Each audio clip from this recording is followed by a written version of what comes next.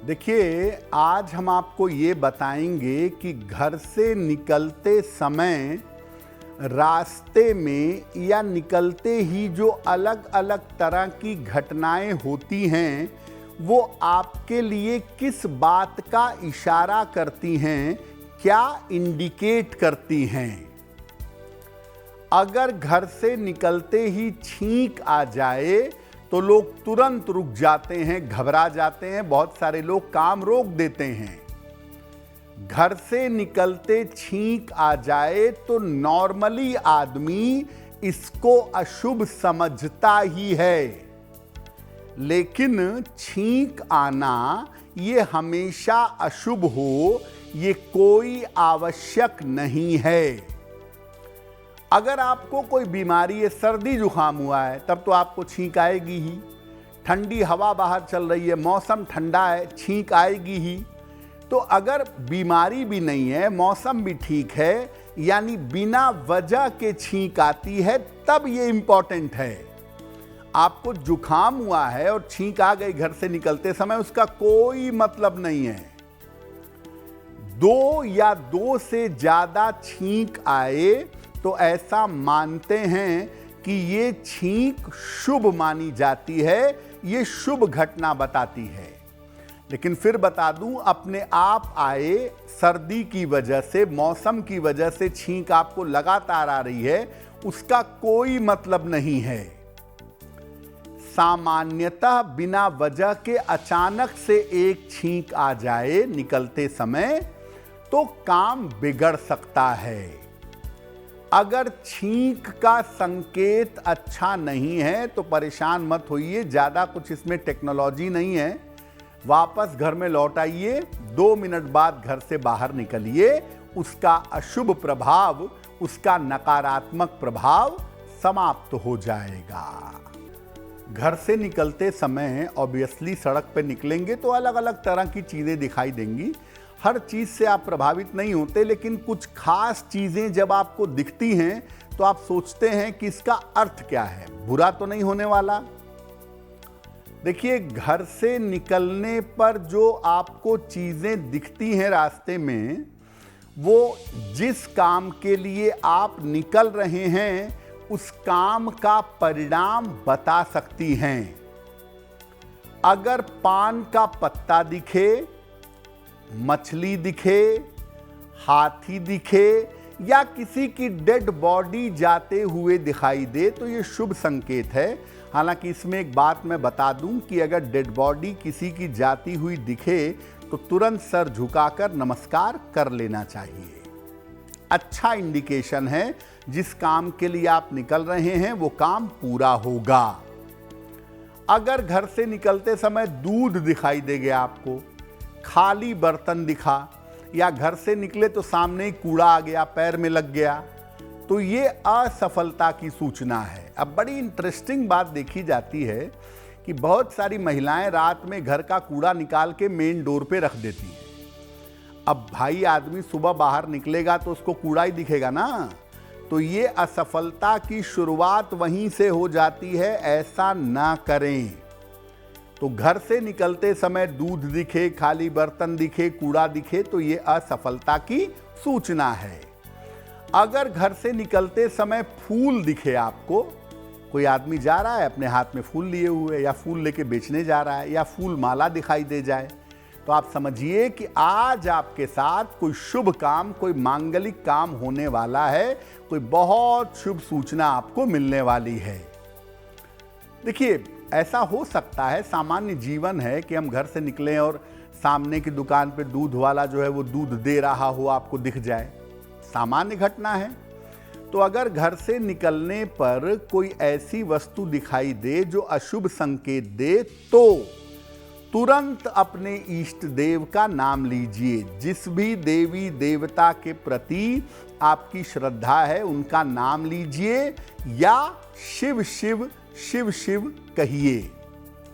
नाम में बड़ी ताकत है। नाम तो व्यक्ति के तारण का कारण बनता है। इसीलिए जब आप अपने इष्ट देव का नाम ले लेंगे या शिव शिव कह लेंगे 2-4 बार, तो उसके प्रभाव से अशुभता नष्ट हो जाएगी। देखिए, मंदिरों के प्रति हमारी आस्था प्रबल होती है। मंदिरों की जो ध्वनि है जब आती है, आरती की, भजन कीर्तन की, या मंदिरों की घंटियां बजती हैं, तो स्वभावतः हमारे मन में पवित्र भाव पैदा हो जाता है। मंदिरों में शंख ध्वनि आएगी तो लोग कहीं भी रहते हैं हाथ जोड़ लेते हैं। तो बेसिकली मंदिरों की घंटी की आवाज़ सुनना अच्छी बात है, आपको अच्छा लगेगा क्योंकि आपके मन में उसके लिए भाव है। आप आरती सुनेंगे, आपको अच्छा लगेगा क्योंकि आपके मन में उसके लिए भाव है। आप शंख ध्वनि सुनेंगे तो आपके मन में लगेगा भगवान को बुलाया जा रहा है, तो आप हाथ जोड़ लेते हैं। चूंकि आपके मन में उसके लिए पवित्र भाव होता है, इसलिए ऐसी आवाज़ सुनने के बाद आपके मन में स्वभावतः शुभता पैदा हो जाती है। और चूंकि शुभता पैदा हो जाती है, इसलिए आप जिस काम से जाते हैं उसमें आपको लाभ होता है। भाई, और धर्मों की आवाज़ें भी तो सुनाई देती हैं, उसको सुनकर क्यों नहीं शुभ अशुभ होता है?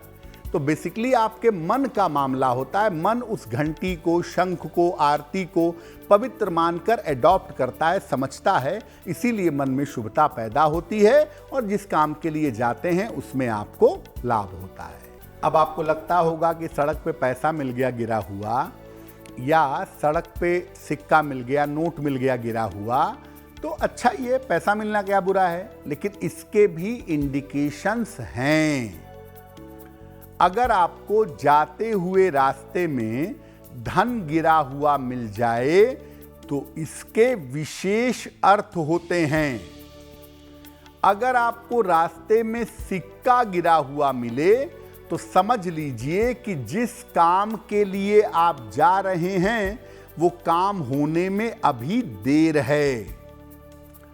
यदि आपको रास्ते में धन मिले नोट के रूप में, यानी रुपए मिल जाएं, कागज का रुपया, नोट मिल जाए, तो समझिए कि जिस काम के लिए जा रहे हैं आपका रुका हुआ काम होने वाला है। अब यदि आपको सिक्का और नोट दोनों मिल जाए तो आपका काम किसी के सहयोग से जरूर हो जाएगा। यदि रास्ते में मिलने वाले धन का संकेत अच्छा ना हो, यानी क्वाइन मिला हो, तो धन को तुरंत मंदिर में या किसी गरीब को दान करना चाहिए। मेरी एक सलाह यह है कि आपको धन चाहे नोट के रूप में मिले, चाहे सिक्के के रूप में मिले, आपको दान कर देना चाहिए। अगर आसपास कोई व्यक्ति है, पूछिए पैसा गिरा है क्या आपका? अगर उसका है तो दे दीजिए, नहीं है तो ऐसे धन को खर्च नहीं करना चाहिए। क्योंकि देखिए, धन के अंदर अलग अलग तरह के संस्कार होते हैं। किस तरह कमाया गया, कहाँ से आया गया, किसी ने बड़ी मुसीबत से पैसा इकट्ठा किया था, आपने वो ले लिया, तो वो आपको परेशान कर देगा। इसलिए धन मिले, सिक्का मिले, नोट मिले तो किसी गरीब आदमी को दे दें या मंदिर में दान कर दें तो ज़्यादा बेहतर होगा। देखिए, ऐसा हो सकता है कि आप घर से निकले और कुछ अजीब सी घटना घट गई। अब आप सोचते हैं कि इसको अच्छा समझें, बुरा समझें, कभी कभी मूड भी खराब हो जाता है।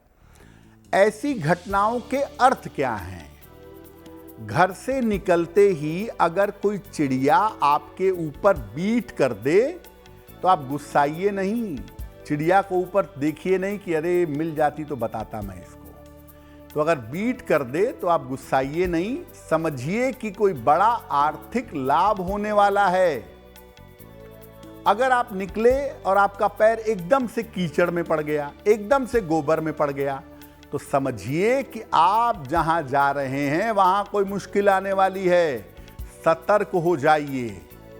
अगर घर से निकलते ही कोई भिखारी सामने आ गया, आप निकले एकदम से सामने आके हाथ फैला दिया, तो आप इरिटेट मत होइए। जो भी दे सकते हो, 1 रुपए, 2 रुपए, 10 रुपए, 20 रुपए, उसको दीजिए और समझिए कि आने वाले समय में आपका कर्ज समाप्त होने ही वाला है। अगर घर से निकलते के बाद आप गाड़ी में बैठे थोड़ा आगे गए तो आपको याद आया कि अरे मैं तो कलम भूल गया, मैं तो अपनी रुमाल भूल गया, अगर ऐसा हो गया तो समझिए कि आज ऑफिस में अशांति मचने वाली है। ऑफिस में जितनी शांति से रहें उतना बढ़िया है। अगर घटने वाली घटना का संकेत शुभ नहीं है तो आप रुक जाइए 1 मिनट के लिए। जैसे मान लिया आपका पैर कीचड़ में पड़ गया तो पैर तो धुलेंगे ही, 1 मिनट के लिए रुकिए, थोड़ी सी मिठाई खा लें। मिठाई नहीं मिलती, टॉफ़ी की दुकान पे टॉफ़ी मिल जाएगी, टॉफ़ी खा लीजिए मीठी और पानी पी लीजिए, उसके बाद जाइए, आपको मुश्किल नहीं होगी। देखिए, बिल्ली का रास्ता काटना और छींक देना, इसको लेकर इतनी भयंकर भ्रांतियां हैं। छींक वाला तो आपको बता दिया कि उसका सत्य क्या है। पहले तो आप ये जानिए कि आप बिल्ली को कहीं से भी छोड़ेंगे ना, वो हमेशा सीधा चलेगी, स्ट्रेट। ये बिल्ली का गुण है। कुत्ते को आप कहीं भी छोड़िएगा वो तिरछा चलेगा। तो इसीलिए अगर बिल्ली के रास्ता काटने से बुरा होता है तो कुत्ते के रास्ता काटने से अच्छा होना चाहिए। लेकिन कुत्ता रास्ता नहीं काट सकता, क्योंकि यूजुअली वो चलेगा टेढ़ा, वो कभी सीधा नहीं चलेगा जब तक उसको ट्रेनिंग ना दी जाए। और बिल्ली स्वभावतः सीधा चलती है, तो सीधा चलने की वजह से वो मार्ग तो काटेगी ही, एक रास्ते से दूसरे रास्ते पर सीधे जाएगी तो रास्ता कटेगा। बिल्ली के बारे में हमारे शास्त्रों में कोई ऐसी नकारात्मक बात नहीं कही गई है और ऐसा किसी पवित्र पशु पक्षी में उसका नाम भी नहीं लिया गया है, न्यूट्रल है। तो बिल्ली के बारे में हम ये नहीं कह सकते कि ये बहुत शुभ है या बहुत अशुभ है। चाइना में खास तौर से बिल्ली को बहुत पवित्र, बड़ा अच्छा माना जाता है। लेकिन भारतवर्ष की परंपराओं में देखें तो बिल्ली के बारे में ऐसा कोई उल्लेख नहीं आता। किसी देवी देवता का वाहन भी बिल्ली होगी, ऐसा भी कोई उल्लेख नहीं है। तो बिल्ली कोई अशुभ प्राणी भी नहीं है, शुभ प्राणी भी नहीं है। अगर रास्ता काटती है तो उसका कोई मतलब नहीं है। हाँ, मन में आप सोच लेते हैं कि बिल्ली ने रास्ता काट दिया तो बुरा हो जाएगा, तो डेफिनेटली बुरा होगा, क्योंकि आप सोच के जाएंगे तो नुकसान होगा। लेकिन बिल्ली के रास्ता काटने से कोई बुरा संकेत मिलता है, ऐसा बिल्कुल नहीं है। कोई शुभ संकेत मिलता है, ऐसा भी नहीं है। सामान्यतः वो अपने रास्ते जाती है, उसको जाने दीजिए, आप अपने रास्ते जाइए। उसको लेकर अंधविश्वास में पड़ने की आवश्यकता नहीं है। अगर आप मुझसे जुड़ करके अपनी समस्याओं का समाधान चाहते हैं और चाहते हैं कि आपकी समस्याओं को ज्योतिष के माध्यम से सुलझाया जाए, तो आप हमसे संपर्क कर सकते हैं, जुड़ सकते हैं एस्ट्रो तक पर।